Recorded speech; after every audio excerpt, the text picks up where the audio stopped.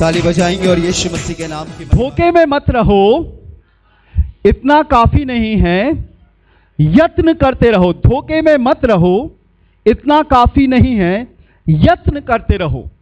बहुत सारी चीजें परमेश्वर के वचन में उद्धार पाने के लिए लिखी हैं। एक रास्ता प्रशस्त किया गया है।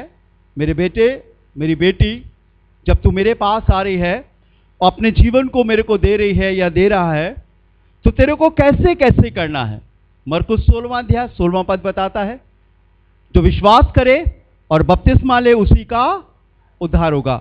विश्वास एक दरवाजा है, लेकिन जब आप उसमें प्रवेश करोगे तो बहुत चीजें दिखेंगी मनु, उसमें बहुत सारी चीजें उसमें नजर आएंगी। मालूम है आपको, बपतिस्मा एक गेट है, एक रस्म नहीं है, एक गेट है। लेकिन जब आप बपतिस्मे में प्रवेश करोगे तो आपको मालूम होगा कि बपतिस्मा प्राप्त शख्स का जीवन कैसा होगा। इसीलिए जब मैं प्रभु से कल रात प्रार्थना कर रहा था तो प्रभु ने मुझे बोला कि यह बता कलीसिया को, यहां पर बहुत से लोग हैं जिन्होंने बपतिस्मा ले लिया, अत्यधिक लोग हैं जिन्होंने बैप्टिज्म ले लिया, बहुत से लोग अब प्रभु में और प्रभु की बातों में बढ़ रहे हैं। मुझे बहुत अच्छा लग रहा है, मुझे बहुत खुशी लग रही है। लेकिन बार बार प्रभु मुझे बोलता है, जब मैं उसके संग एकांत में बैठता हूं, मेरे बेटे, मेरी बेटी, मेरे जन, मेरे लोगों को यह बता, यह काफी नहीं है। अगर हमने बपतिस्मा ले लिया, अगर हम बाइबल पढ़ने लगे, हम खुदा के घर आने लगे, इतना ही काफी नहीं है। परमेश्वर हमसे और आशाएं लगाए हुए हैं और उम्मीद लगाए हुए हैं। जैसे एक बच्चा, एक बेटा या बेटी अपने पिता से आशा लगाता है और उस बच्चे को मालूम है कि मेरे पापा सुपरमैन हैं, वो सब कुछ कर सकते हैं मेरे लिए। पिज़्ज़ा ला सकते हैं, रोटी बना सकते हैं, मुझे खिला सकते हैं, मुझे दौड़ा सकते हैं, मेरे दोस्त हो सकते हैं, मुझे छत पर ले जा सकते हैं। मेरे पापा मेरे लिए सब कुछ कर सकते हैं। एक बच्चे की आशा होती है अपने पिता से, और वो दुनिया में सबसे शक्तिशाली अपने पिता को मानता है जब वो अपने पिता का हाथ पकड़ के चलता है। आपको मालूम है, आपके पिता की, आपके उद्धारकर्ता यीशु मसीह की भी आपसे बहुत इच्छाएं हैं। मेरे बेटे, मेरी बेटी, तूने बैप्टिज्म ले लिया, तू अब दुआ करने लगी, तू अब वचन पढ़ने लगी, अब तू एक कलीसिया का अंग हो गई है। अभी इतना काफी नहीं है। इस आयत को पढ़िएगा मेरे लिए, जो आपको मिलेगी खुदा के कलाम से, बहुत सुंदर सी है। 2 पीटर चैप्टर 1 वर्स 10, दूसरा पत्रस पहला अध्याय 10वां पद पढ़िएगा। इस कारण हे भाइयों, अपने बुलाए जाने, बहुत गौर से सुनिएगा, अपने बुलाए जाने। लास्ट संडे मैंने आपको बताया था, अगर हम यहां पर हैं तो ये हमारी लियाकत नहीं है। सृष्टि से पहले, इस दुनिया और कायनात को बनाने से पहले परमेश्वर ने हमें चुन लिया था इस घर के लिए। हालेलुया। आज के समय के लिए। ये इत्तेफाक नहीं, ये संयोग नहीं है। अब सुनिएगा, जब आप आ गए हो, खुदा के घर के अंग बन गए हो, अब आप परमेश्वर को अपने जीवन में स्थान देने लगे हो, तो अब परमेश्वर का वचन उन लोगों के लिए जो कलीसिया का अंग हो गए हैं, क्या कहता है, पढ़िएगा फिर से। इस कारण हे भाइयों, अपने बुलाए जाने और चुन लिए जाने को सिद्ध करने का भली भांति यत्न करते जाओ। किसको? अपने बुलाए जाने को और अपने चुन लिए जाने को। यीशु मसीह के कितने चेले थे? कितने थे? सच बोल रहे हो आप? और भी चेले थे, लेकिन मुख्य चेले उसके 12 थे। पर आपको मालूम है, यहूदा इस्करियोती को भी किसने चुना था? यीशु मसीह ने चुना था। चुन लिया जाना या बुला लिया जाना ही काफी नहीं है। उसने बुलाया, आप खुदा के घर के हिस्से हो गए, आप प्रार्थना के हिस्से हो गए, आप जीवित कलाम के हिस्से हो गए, एक खुदा की प्रेजेंस के हिस्से हो गए, आपके घर में प्रार्थना भजन स्तुति होने लगी है। इतना ही काफी नहीं है, लेकिन उन पलों में जिसमें आप बढ़ रहे हो, बाइबल क्या बताती है? बुलाए जाने और चुने जाने को, आगे पढ़िएगा, चुने जाने को सिद्ध करने का भली भांति यत्न करते जाओ। उस दौर में रहकर भी हमें कुछ करना है।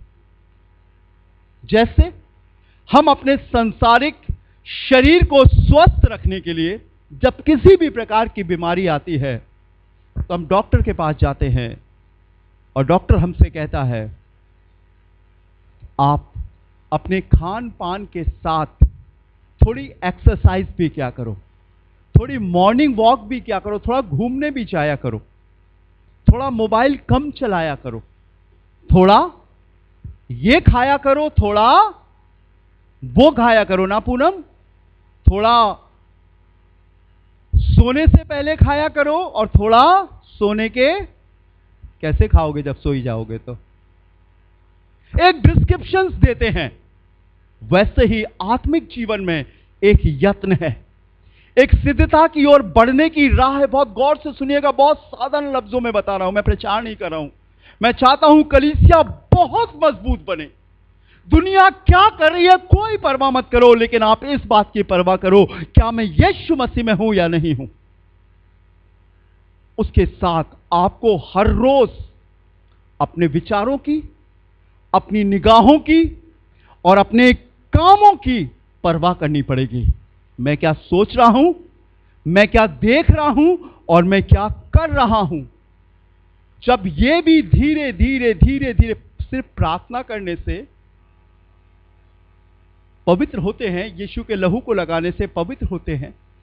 लेकिन कोई मुझे एक शख्स बताए, क्या किसी ने एक गलती करी है और दोबारा नहीं करी? जरा हाथ उठाइए। कोई मुझे एक शख्स हाथ उठाए जिसने बपतिस्मा लिया है और उसके बाद पाप नहीं किया है। झूठ नहीं, जोश में मत उठाइए। बपतिस्मा लेने के बाद भी गलती की है।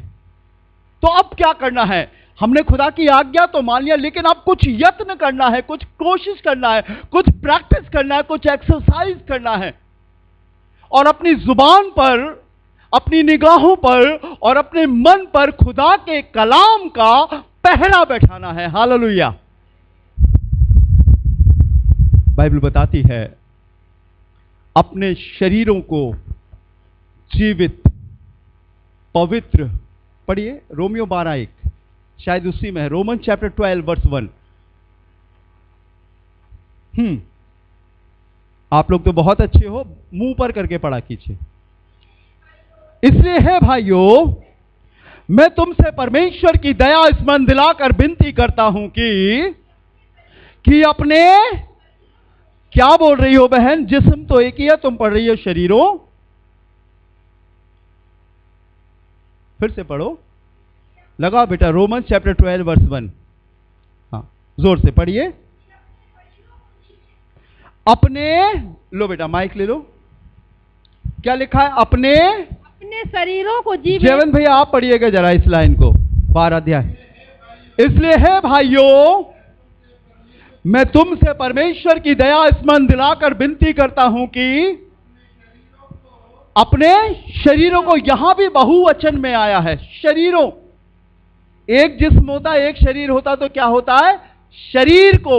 लेकिन यहां क्या लिखा है? शरीरों। तो इसका मतलब एक से अधिक है। बहुवचन एक वचन आता है ना, सबको पढ़ा होगा ना। एक से अधिक होते हैं तो उसे, एक से दो होते तो द्विवचन और उससे अधिक होते हैं तो बहुवचन। क्या लिखा है? अपने शरीरों को। और मालूम खुदा का कलाम किसके लिए कह रहा है? ये जिस्म, शरीर, आत्मा। सेम आत्मा का भी एक स्ट्रक्चर है, बिल्कुल राजू राजौन 3 भाग में है। एक जो आप देख रहे हो, एक जो बिल्कुल ब्लड में है। आप लोगों ने बायो से पढ़ा है ना, बायो साइड से आए ना, बायो पढ़ा है ना। बायो में जब नसेस का वेव्स दिखाते हैं तो पूरी नसों से एक मनुष्य बन जाता है, जिसमें हमारे प्राण है, हमारे विचार है। दूसरा और तीसरा, शरीर, आत्मा और प्राण, 3 चीजों में हम होते हैं। मन ऊपर देखो जरा ध्यान से, ठीक है ना। 3 चीजों में हम होते हैं। अब यहां पर हम जब दुआ करते हैं तो हम किसके लिए दुआ करते हैं मुझे बताइए। प्रभु हमें धोकर शुद्ध कर, हमें पवित्र कर, हमें पाक कर। हम शरीर के लिए दुआ करते हैं कि आत्मा के लिए दुआ करते हैं कि प्राण के लिए दुआ करते हैं, मुझे बताइए। नहीं मालूम, शायद किसी एक चीज के लिए करते हैं, लेकिन अब ये भेद नहीं है। हमें प्रार्थना करनी पड़ेगी अपने शरीर के लिए, अपने प्राण के लिए और अपनी आत्मा के लिए। क्या लिखा है? हे भाइयों, मैं तुमसे परमेश्वर की दया स्मरण दिलाकर विनती करता हूं कि अपने शरीरों को जीवित और पवित्र और परमेश्वर को भाता हुआ, इन तीनों स्ट्रक्चर को, इन तीनों चीजों को, क्योंकि तीनों चीजें हमारे जीवन की पवित्रता और अपवित्रता से जुड़ी हैं। समझ रहे ना? शैतान ने यीशु से कहा, यदि तू परमेश्वर का पुत्र है तो इन पत्थरों से कह दे रोटियां बन जाए। यीशु ने कहा, मनुष्य केवल रोटी से नहीं परंतु हर एक उस वचन से जो परमेश्वर के मुख से निकलता है जीवित रहेगा। जिस्म, जान, रूह, तीनों को हमें पवित्र करके प्रभु के हाथों में सौंपना है। एक दिन की बात है, एक हस्बैंड वाइफ आपस में बहुत प्यार करते थे। वो उसका ख्याल रखते थे, वो उसका ख्याल रखते थे। लेकिन हस्बैंड के अंदर एक थोड़ी सी कमी थी, और कमी यह थी कि अक्सर वो पुराना मोजा पहनकर चलता था। और चूंकि उसका जिस्म थोड़ा सा ऑयली था, मेरी तरह, प्राची की तरह भी, तो जिनका ऑयली होता तो अक्सर उनके मोजों से क्या आती है? क्या आती है? दुर्गंध, बदबू आती है। सो ये दोनों बहुत प्यार किया करते थे। तो उसकी मैडम ने कहा, मैडम साहब सुनो, मैं अपनी सहेली की सालगिरह में चल रही हूं और तुम्हें भी उसने बुलाया है, तो सुनो, तुम नया मोजा पहन के चलना। ये बाजार से मैं नया नाइक का मोजा लेकर आई हूं, तुम इसे पहनना, क्योंकि अक्सर तुम्हारे गंदे मोजों की वजह से मेरी बदनामी होती है। और दोनों उस जश्न में गए। सुनिएगा गौर से, सब एक दूसरे से मिल रहे थे। उसकी पत्नी अपनी सहेलियों से, उसके हस्बैंड अपने फ्रेंड से मिल रहे थे। कभी गोलगप्पे खाते थे, कभी चाउमीन खाते थे। दोनों दूर दूर थे, लेकिन जब दोनों पास में आए तो उसकी वाइफ को, उसकी पत्नी को थोड़ी सी बदबू आई। और बदबू कुछ जानी पहचानी सी थी, कुछ ऐसी थी जो अक्सर वो सूंघा करती थी अपने पति के मोजों से। सुनिएगा, हुआ क्या कि उसने अपने साहब को किनारे ले गई, मनु ऐसे करके, मनु ऐसे ले गई, मालूम है, ऐसे ले गई बिल्कुल किनारे, और किनारे ले गई, और किनारे ले गई, इतनी किनारे ले गई कि कोई दिख नहीं रहा। और कह रही, सुनो, उसके सामने खड़े हो गई, मैंने तुम्हें नए मोजे दिए थे, ये तुम्हारे मोजों से बदबू क्यों आ रही है? उसने उसकी पैंट उठाकर देखी, मोजे तो नए वाले थे, बिल्कुल साफ थे, पर ये बदबू कहां से आ रही थी? जब उसने थोड़ा इधर उधर झांक के देखा तो साहब की जेब में पुराने मोजे रखे थे। पहन तो नए लिए थे, लेकिन पुराने छोड़कर नहीं आए थे। हमने बपतिस्मा ले लिया है, हम एक जीवित कलीसिया में बैठकर संगति रखते हैं, लेकिन कुछ स्वाभाविक बातें अभी भी हमारे अंदर पुरानी बनी हुई है। इसीलिए हम सिद्धता की ओर नहीं बढ़ पा रहे हैं। इसीलिए पत्रस लिखता है, इस कारण है भाइयों, अपने बुलाए जाने और चुन लिए जाने को सिद्ध करने का भली भांति यत्न करते जाओ।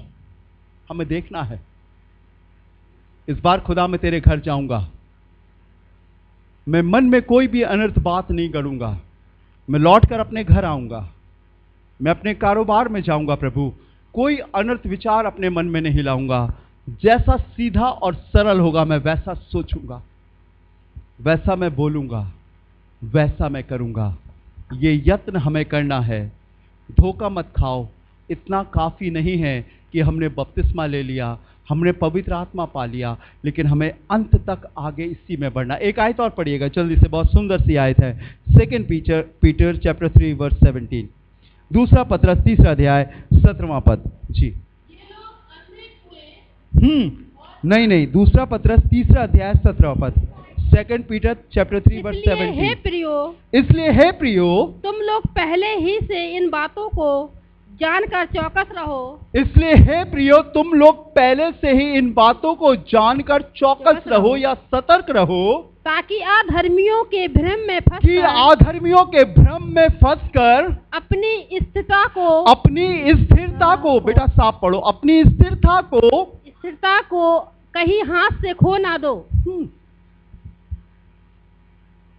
उसने कहा जो विश्वास करे और बपतिस्मा ले उसी का उद्धार होगा। आप एक स्थिर पॉइंट पर पहुंच गए हो, आप एक स्टेबल पॉइंट पर पहुंच गए हो, क्योंकि खुदा ने कहा है जो ऐसा करेगा वो उद्धार पाएगा। लेकिन उसके बाद बहुत से लोग आएंगे और आते भी होंगे आपके पास, जो भ्रम की शिक्षा, कहानी किस्से की बातें, इसकी बुराई उससे, उसकी बुराई उससे, तमाम अनर्थ बातें आपसे कहेंगे। और कभी कभी आपको ऐसा लगने लगेगा कहीं मैंने गलत निर्णय तो नहीं ले लिया है। गौर से सुनिएगा, मैं चाहता हूं साफ साफ सेंटेंस टू सेंटेंस पढ़ें ताकि आप खुदा के कलाम को समझ पाओ। इसलिए हे प्रियो, तुम लोग पहले ही से इन बातों को जानकर चौकस रहो। पूरा पढ़िए। इसलिए हे प्रियो, तुम लोग पहले ही से इन बातों को जानकर चौकस रहो, पहले से सावधान रहो। हमें उनकी बातों में बात नहीं मिलाना है।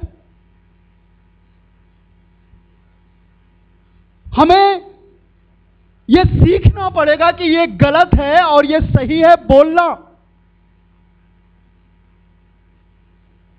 आप शैतान का दिल रखने के लिए अपने घर में कुर्सी पर नहीं बैठा सकते। आपको मालूम होना चाहिए कि जब कोई बंदा आपके घर में आ रहा है तो उसके संग बहुत चीजें आ रही हैं, बहुत सी ब्लेसिंग्स, बहुत से कर्ज। आपने पढ़ा है ना लूका 10वें अध्याय में, जिस किसी घर में जाओ तो उस घर से कहो कि तुम्हारा कल्याण होगा, और यदि घर के लोग योग्य ना होंगे तो तुम्हारा कल्याण तुम्हारे पास लौट कर आ जाएगा। और क्या लिखा है? चौराहे पर जाकर अपने पांव की धूल झाड़ देना। क्यों धूल झाड़ने के लिए क्यों लिखा है? बाइबल बताती है तुम पहले से चौकस रहो। बहुत हो गया, बहुत हो गया। जब हम सिर्फ उस दया में, उस अनुग्रह में लोगों से बातें करते थे, लेकिन आपको मालूम है 40 दिन तक शैतान यीशु के साथ रहा, लेकिन अंत में उसने क्या कहा मालूम है आपको? मालूम है आपको क्या कहा? पढ़िए जरा। मैं सोचता हूं वही आयत होगी, मैथ्यू चैप्टर 4 वर्स 13 पढ़िए। मत्ती 4 अध्याय उसका 13वां पद पढ़िए। मत्ती पढ़ रहे बेटा, मैथ्यू चैप्टर 4 वर्स, और पहले पढ़िए जब उसकी परीक्षा होती है, आखिरी परीक्षा के बाद पढ़िए। तब यीशु ने उससे कहा। कौन सी आयत पढ़ रही बहन? 4 का 10। जोर से बोलिए। 4 का 10 सुनाई नहीं दे रहा, कोई और बोले। हाँ 4 का 10 पढ़िए। तब यीशु ने उससे कहा, हे शैतान। समझ रहे हो आप? इससे पहले तक शैतान क्या बातें कर रहा था आपको मालूम है? खुदा के कलाम की बातें कर रहा था, इधर उधर की बातें नहीं कर रहा था। आपके पास भी ऐसे लोग आएंगे जो अपनी बातों में खुदा की बातें मिला मिलाकर आपको कहेंगे, और आपको मालूम है खुदा के अभिषिक्तों की बातें झूठी लगने लगेंगी। और आज इसी भ्रम की शिक्षा में बहुत लोग पड़े हैं, जवानी से लेकर बुढ़े हो गए हैं, लेकिन अभी तक वो परख नहीं पा रहे। पर बाइबल क्या बताती है? अभी बेटा जो आयत लगाई थी वो लगाइए, क्या कहती है? दूसरा पत्रस उसका 3 अध्याय 17वां पद। इसलिए हे प्रियो, तुम लोग पहले ही से इन बातों को जानकर चौकस रहो। वो झूठ को यीशु नाम की चाशनी में लगाकर आपको परोसेंगे। और मैं आपको बता रहा हूं यीशु ने क्या कहा, वो परोसते रहे, तेरे विषय में क्या लिखा है, तेरे विषय में क्या लिखा है, तेरे विषय में लिखा है तू अपने आप को यहां गिरा दे तो फरिश्ते तुझे हाथों हाथ। हमें सावधान होना है, और आप कलीसिया से अलग हो जाओगे, आप टूट जाओगे, आप फंस जाओगे। और इसी के लिए बाइबल बताती है यत्न करो। उद्धार पा लेना काफी नहीं है, बपतिस्मा ले लेना ही काफी नहीं है, परमेश्वर के भवन में संगति रखना ही काफी नहीं है, लेकिन आपको चतुर की चालों को पहचानना भी जरूरी है। आपको समझना पड़ेगा। कल रात में मैं एक परिवार के संग बैठकर खुदा की बातें शेयर कर रहा था, और मैं उन भविष्यवाणियों की बातों को जो यशाया उसके 14वें अध्याय, पढ़िएगा जरा, 14वां अध्याय यशाया चैप्टर 14 वर्स 13 और 14 पढ़िए। यशाया चैप्टर 14 वर्स 13 एंड 14 पढ़िएगा। तू मन में कहता तो था, हां, मैं अपने सिंहासन को ईश्वर के तारागणों से, जी हां, हां, विराजूंगा। ये कौन बोल रहा है मालूम है आपको? You know who? राइट, ये लूसीफर बोल रहा है, ये इब्लीस बोल रहा है, ये शैतान बोल रहा है। और उसके बाद मालूम क्या हुआ उसका नतीजा? पढ़िएगा भाई। मैं परम प्रधान के तुल्य हो जाऊंगा,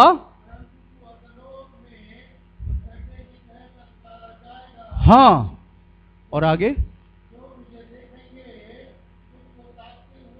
हमें समझना है, हमें पहचानना है। आपको मालूम है परमेश्वर सबसे अधिक किस पाप से घृणा करता है? और वो है घमंड। घमंड जुबान से नहीं, ये जो लिखी हुई बातें हैं ना, ये मुंह से नहीं बोल रहा था। अगर आप इसकी 14 वर्ष पढ़े भैया, क्या लिखा है? 13 वर्ष पढ़िए, 13 वर्ष। हां, कहां पे कहता है ये? घमंड कहां पर इंसान करता है? सबसे पहले हमें पहचानना है, ये शैतान की चालें हैं, चतुराई है शैतान की। अगर आपने आज गुस्सा किया तो सोचो गुस्सा ही नहीं है, गुस्से के संग, क्रोध के संग और भी बहुत सारे पाप जुड़े हैं। क्रोध अकेला पाप नहीं है, ईर्ष्या अकेली नहीं है, झूठ अकेला नहीं है, घमंड अकेला नहीं है, पूरे भाई बहन है। आप हत्या ना करते हो, आप व्यभिचार ना करते हो, आप झूठी गवाही ना देते हो, अन्याय से धन ना कमाते हो, लेकिन कभी कभी मन में अनर्थ कल्पना तो कर लेते हो। कभी कभी कुछ ऐसा सोच लेते हो जो किसी को नहीं मालूम, पर आपको मालूम है उस गंदी सोच के संग भी दूसरा पाप जुड़ा है। पढ़िए गलतियन चैप्टर, गलतियों की पत्री 5वां अध्याय 19वां पद पढ़िए जी, फिर हम प्रार्थना करेंगे आपके लिए। गलतियों 5वां अध्याय 19वां पद। शरीर के काम तो प्रकट है, प्रकट है, हाँ हाँ, ये सब एक दूसरे से जुड़े हैं, ये पूरी श्रृंखला है, ये पूरा हार है। अगर आप सोचो आप ये नहीं कर रहे हो, लेकिन कुछ ना कुछ कर रहे हो। और आपको मालूम है शैतान उन्हें नहीं भटकाता जो संसार में है या सांसारिक रीति से जी रहे हैं, लेकिन शैतान उन पर आक्रमण करता है जो प्रभु के लोग हैं, जो पवित्रता से, जो अपवित्रता से पवित्रता में आए हैं, जो प्रयास और कोशिश कर रहे हैं कि प्रभु अब मैं तेरे पीछे चलूंगा, हालेलुया, अपना जीवन तेरी मर्जी के अनुसार चलाऊंगा। इसीलिए इतना ही काफी नहीं है कि हम खुदा के घर में संगति रखें।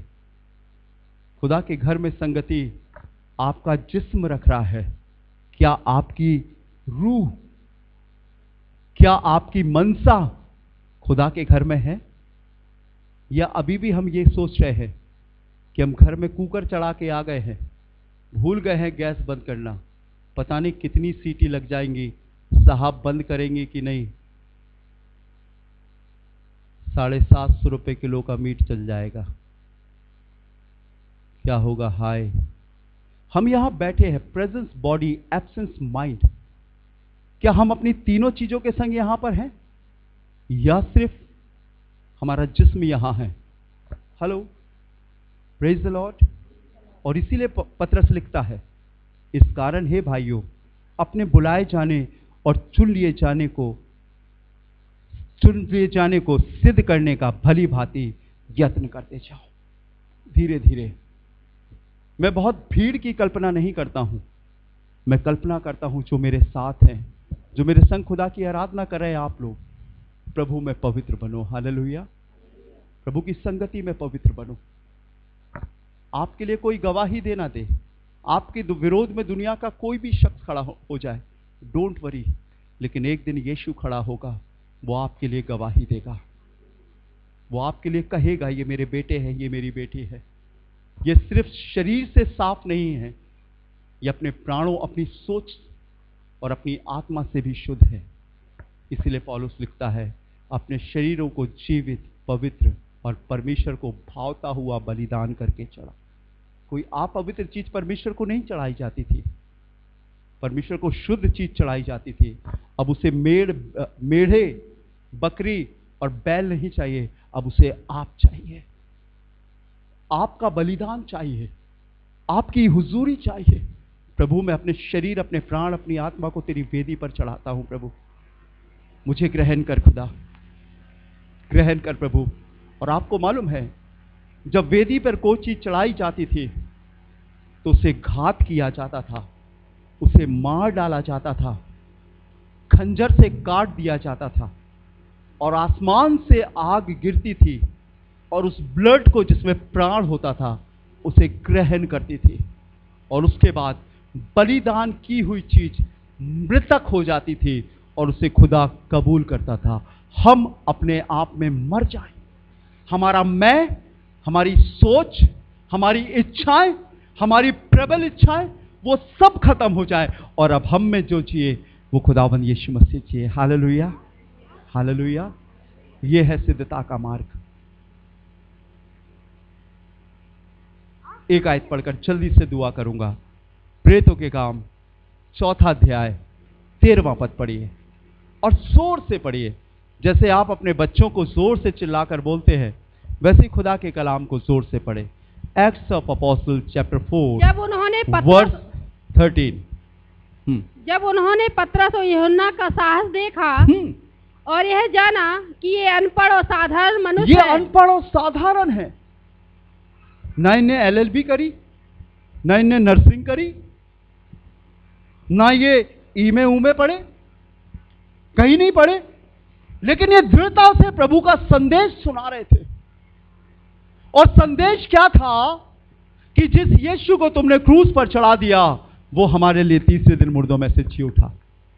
जब उन्होंने पतरस और यूहन्ना का हियाव देखा और ये जाना कि ये लगा अनपढ़ बेटा 4:13, और ये जाना कि ये अनपढ़ और साधारण मनुष्य हैं, ये अनपढ़ और साधारण मनुष्य हैं, तो अचंभा किया। तो अचंभा किया। ये साधारण मनुष्य है, अचंभा किया। आगे फिर उनको पहचाना, बहुत गौर से देखा। ओ, पौलुस ने तो गमलीएल के चरणों पर बैठकर शिक्षा प्राप्त की थी, और निकोदेमुस तो शास्त्रियों और फरीसियों का गुरु था। इन्हें गौर से देखा। हेलो हेलो आलोक भैया, प्रेज द लॉर्ड। विकी भैया, praise the lord. Pooja, hello, praise the lord. बड़ी गौर से देखा। उनके बगल में ये भी है, ये भी है, ये भी है, ये भी है, लेकिन उन्होंने बहुत गौर से देखा। और मालूम क्या देखा? पढ़िएगा, अरे पढ़िए जोर से, जल्दी से, फटाफट। फिर उनको पहचाना, पहचाना, बहुत गौर से देखा, फिर पहचाना। क्या पहचाना? कि ये यीशु के साथ रहे हैं। समझ रहे हो आप?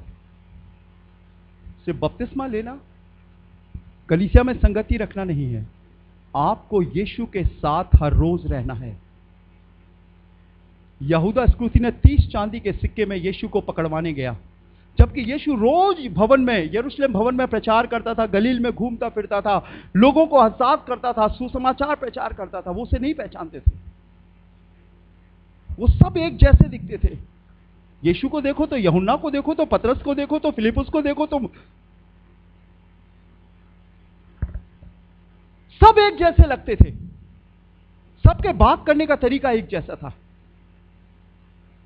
जब मैं लखनऊ से यहां पर आया झांसी में,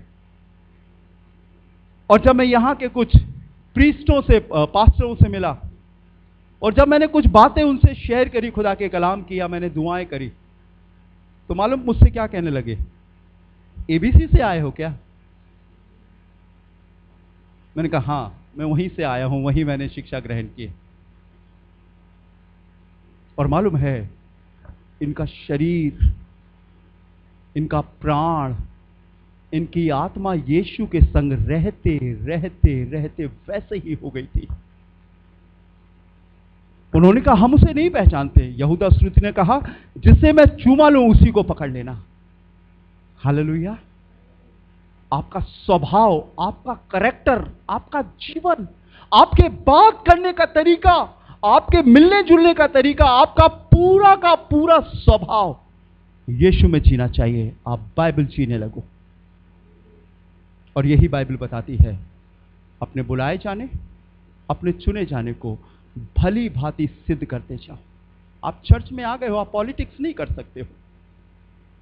आप चर्च में आ गए हो, अन्याय की बातें नहीं कर सकते हो, क्योंकि यहां सब कुछ नहीं चलता। यहां पर वही चलता जो परमेश्वर के भवन में है। एक हस्बैंड वाइफ ने कुछ करना चाहा गलत, और बाइबल में लिखा है वो मारे गए। और आज बहुत सी कलीसियाएं मरी पड़ी हुई हैं, बहुत से लीडर्स, बहुत से पास्टर मरे पड़े हुए हैं, सिर्फ एक फॉर्मेलिटी पूरी कर रहे हैं, उनमें यीशु नहीं है। उनकी बातें खत्म होती हैं पैसे पर, उनकी बातें खत्म होती है बेटे की नौकरी और बेटी की शादी पर।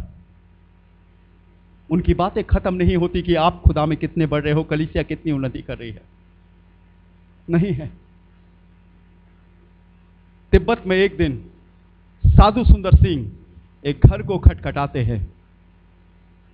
एक छोटी सी बच्ची मेरी निक्की की तरह, शुभी की तरह दौड़ कर आती है और गेट खोलती है और दौड़ कर अंदर जाती, कहती मम्मी मम्मी जीसस हमारे घर में आए हैं, यीशु हमारे घर में आए हैं। हालेलुया। आपका स्वभाव, आपके कदम, आपका बोलना यीशु का सा हो। अपने सिद्ध करने का यत्न करते रहो। यीशु ने आपको सब कुछ दे दिया है, अपने सारे अधिकार दिए हैं। लिखा है उसने, मैंने उस दुष्ट पर सारे अधिकार तुम्हें दिए हैं और तुम्हारी किसी भी चीज से हानि नहीं होगी। और मालूम है उसने क्या दिया? तुम मुझसे भी बड़े बड़े काम करोगे। जितना यीशु के पास था उसने सब अपने विश्वास करने वालों को दे दिया। अब हमें क्या करना है? अंश बाई अंश, धीरे धीरे उसमें तब्दील होना है, उसमें बदलना है। ये दिखेगा आपके जीवन में, ये प्रकट होगा। आप जब यूहन्ना, पतरस उन अनपढ़ मछुआरों के जीवन में प्रकट हो सकता, आप तो पढ़े लिखे हो। कुछ समय खुदा के संग गुजारना शुरू कर दो। खाना बनाना अच्छा लगता है, बहुत अच्छी बात है। घर में काम करना, नौकरी करना, इधर उधर जाना अच्छा लगता है, बहुत अच्छी बात है। लेकिन मेरे खुदा के लोगों, कुछ वक्त खुदा के संग बैठना शुरू करो। यीशु ने मार्था से कहा, सुन मार्था, तू बहुत बातों की चिंता करती है, परंतु मरियम ने वो उत्तम भाग चुन लिया है तो उससे छीना ना जाएगा। वो बनिए धीरे धीरे, अंश बाई अंश। और यही पतरस लिख रहा है। तुम बुला लिए गए हो, तुम पर मोहर लग गई है, लेकिन इतना काफी नहीं है, क्योंकि बाइबल बताती है जो अंत तक विश्वास करेगा उसी का उद्धार होगा। अभी काफी नहीं है। धोखे में मत रहो कि स्वर्ग जाओगे, लेकिन स्वर्ग वही जाएगा जो अंत तक। 10 तैयार थी, 10 सो रही थी, 10 दूल्हे का इंतजार कर रही थी, 10 ने बढ़िया ब्यूटी पार्लर से मेकअप कराया था, लेकिन 5 ही गई। मालूम कौन सी गई? जो वक्त पर तैयार थी। अभी आपकी तैयारी चलना चाहिए, रोज चलना चाहिए, रोज चलना चाहिए, रोज चलना चाहिए, डेली चलना चाहिए। लेकिन अंत तक, जब तक आप जमीन पर हो, जब तक आपका उद्धारकर्ता आपको लेने नहीं आ जाता, या जब तक आपके शरीर से प्राण नहीं निकलता, आपको अपनी तैयारी को चेक करना पड़ेगा। यीशु के आने के बाद तैयारी करोगे तो कोई फायदा नहीं। उन्होंने कहा जाओ बाजारों में मोल बेचने वालों से ले आओ, क्योंकि हमारे और तुम्हारे लिए कदाचित पूरा नहीं होगा, हमारे पास इतना तेल नहीं है एट ए टाइम। किसी ने कहा है ऐसे जियो जैसे आज हमारा आखिरी दिन है और मेरा यीशु द्वार पर मुझे लेने के लिए आया है। सिर्फ 2 मिनट लगे थे, सिर्फ 2 मिनट। 15 करोड़ का लंदन में मकान लिया था, और जब मैं उनके विषय में पढ़ रहा था तो 2 जुड़वा बेटे और बेटी थी, और कारोबार के हिसाब से बहुत धनाढ़ थे, और अपनी रीतियों के समान अपनी विदाई की बहुत बड़ी पूजा भी उनने कर ली थी।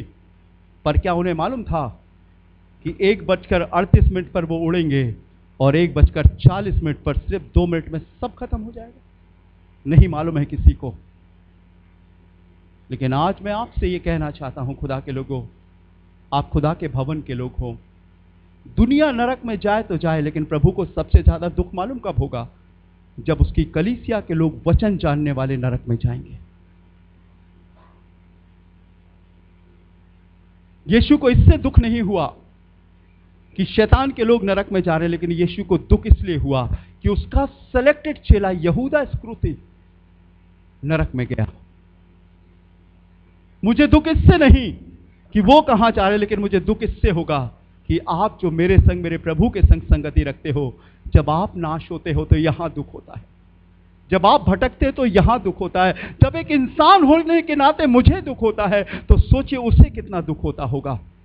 Just check your life. झूठ बोलना छोड़ दो, गाली देना छोड़ दो, बुराई करना छोड़ दो, अनर्थ जीवन जीना छोड़ दो, धीरे धीरे अंश बाई अंश। कोई बात नहीं, ये हाथ काला है, ये हाथ भी काला है, एक दिन एक हाथ को घिसो, एक दिन दूसरे हाथ को घिसो, तीसरे दिन एक टांग को घिसो, चौथे दिन इस टांग को घिसो, धीरे धीरे वो एक रंग में आ जाएंगे। कोई बात नहीं। हम मन से पाप करते थे, अब हम मन से नहीं करेंगे। हम मुंह से पाप करते थे, अब मुंह से पाप नहीं करेंगे। हम अपने बुलाए जाने को और अपने चुने जाने को सिद्ध करेंगे। मुझे इंसान ने नहीं चुना, मुझे यीशु ने चुना है, मुझे यीशु लेकर आया है। मैं हारने वाला नहीं हूं।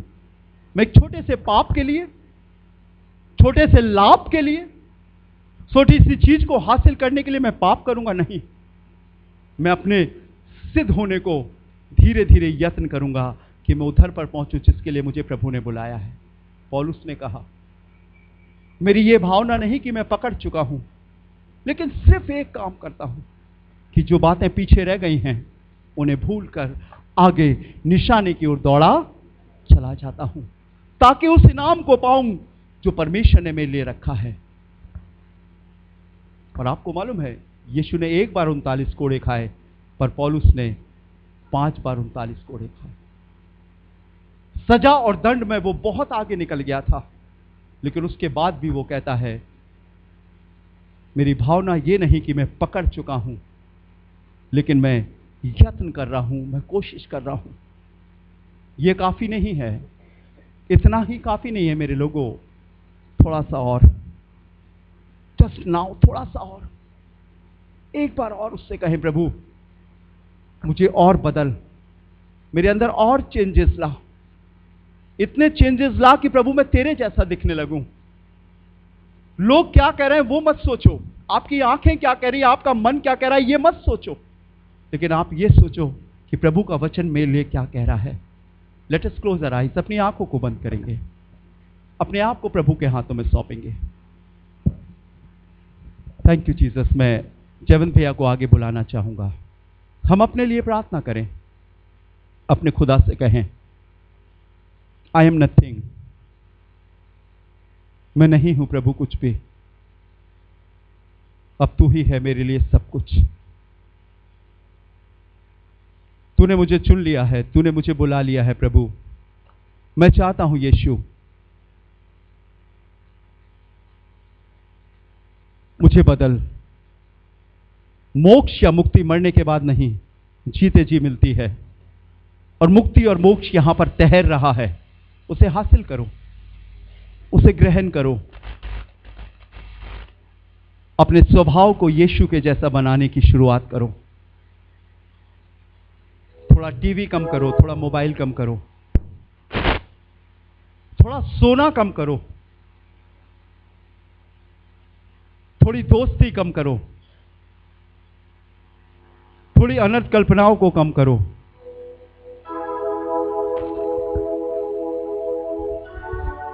अपने आप को वचन की दहलीज पर रखकर अपने जीवन को तराशो। आप अपनी आंखों से अपने हाथ, पैर और शरीर के सारे अंगों को देख सकते हो, लेकिन आप अपनी आंखों से बिना शीशे के अपने चेहरे को नहीं देख सकते हो। जब आप शीशे के सामने खड़े होते हो, तब आप अपने चेहरे को देख पाते हो। और खुदा के कलाम से बेहतर शीशा या आईना और कुछ नहीं। आप देखो, मेरी सूरत है मसीहा तुमसे ही होती चाहिए।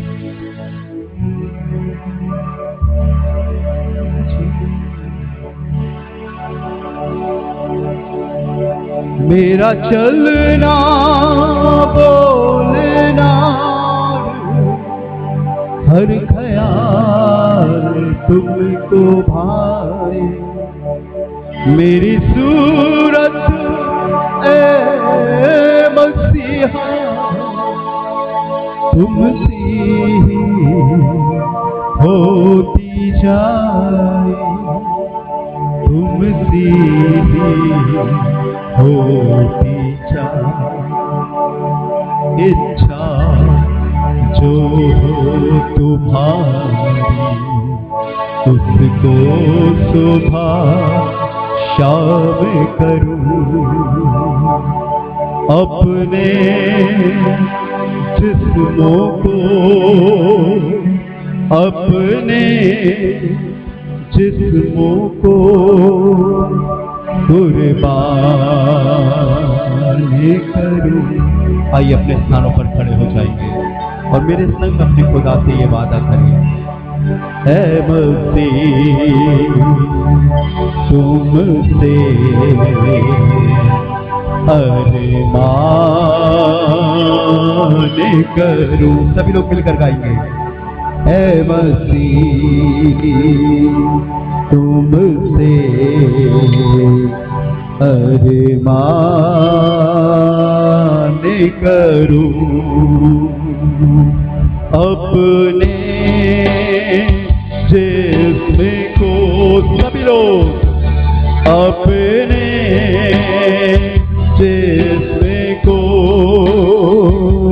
कुर्बान करूं। ऐ मसीह तुमसे, ऐ मसीह तुझसे अरमान करूं। ना बनूं मैं ज़माने सा, पर मन बदलता जा। सभी लोग एक स्वर में कहेंगे, ना बनूं मैं ज़माने सा, पर मन बदलता जाए। मसीह हर दिन जिए मुझ में, मेरा मैं मरता जाए। मेरा मैं मरता जाए। ऐसी ही जिंदगी, ऐसी ही जिंदगी अरमान करूं। ऐसी ही जिंदगी यीशु, ऐसी ही जिंदगी।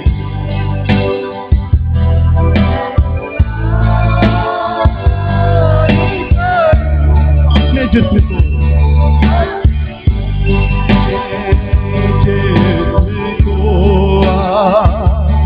अपने जिसको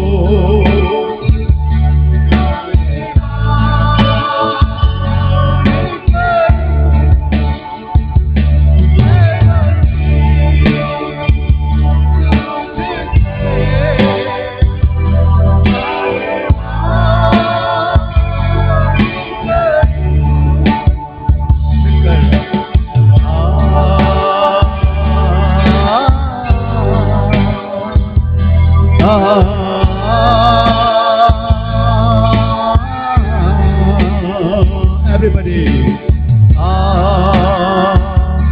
ऐसा जीवन ऐसा जीवन ऐसा जीवन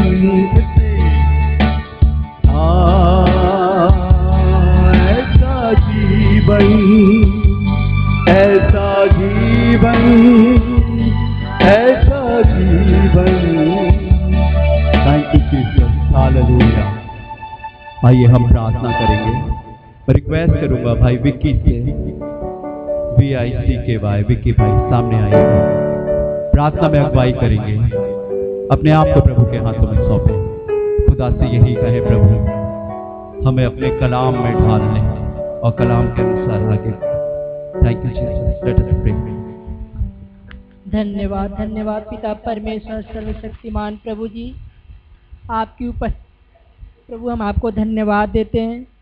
यहाँ पर जब आप हमारे बीच में उपस्थित है प्रभु जी, हम सभी को प्रभु आप हमारे शरीर मन और आत्मा से धोकर प्रभु जी शुद्ध कर प्रभु जी, ताकि आने वाले दिनों में प्रभु जी हम सभी आपके साथ संगति करने वाले हो सके, आपके साथ जीने वाले हो सके और आपके वचनों को सुनकर उसके अनुसार अपने लाइफ को बिताने वाले हो सके प्रभु जी। हम आपसे प्रार्थना करते हैं प्रभु जी, यहाँ पर उपस्थित हर एक के ऊपर प्रभु जी अपनी आत्मा की छवि उंडेल प्रभु जी, ताकि हम सभी प्रभु जी आपकी आत्मा में धुलकर प्रभु जी आपके जीवन को अपनी परछाई बनाकर जीने वाले हो सके प्रभु जी। हमें अपना सामर्थ्य दीजिए प्रभु जी, शक्ति दीजिए प्रभु जी, ताकि जो भी संसार की दुविधाएं, जो भी डिस्ट्रैक्शन से अट्रैक्शन से प्रभु जी, जिन सारी छोटी छोटी गलतियों से प्रभु जी हम सभी आपको ठेस पहुंचाते हैं प्रभु जी, उन सभी से लड़ने वाले हो सके प्रभु जी। हम सभी को शक्ति सामर्थ्य दीजिए प्रभु जी, अपनी छत्र छाया हम सभी के ऊपर बनाए रखिए प्रभु जी, ताकि आपके बेटे और बेटियां जो यहाँ पर उपस्थित है प्रभु जी आपसे दूर ना होने वाले हो सके, परंतु अपने अच्छे कार्यों द्वारा आपके वचनों के माध्यम से प्रभु जी हम सभी आपके करीब होने वाले हो सके और हर पल हर क्षण आपकी आशीष पाने वाले हो सके। यह छोटी सी प्रार्थना प्रभु यीशु मसीह नाजरी के नाम से मांगते, सुन और ग्रहण कर। आमीन आमीन आमीन।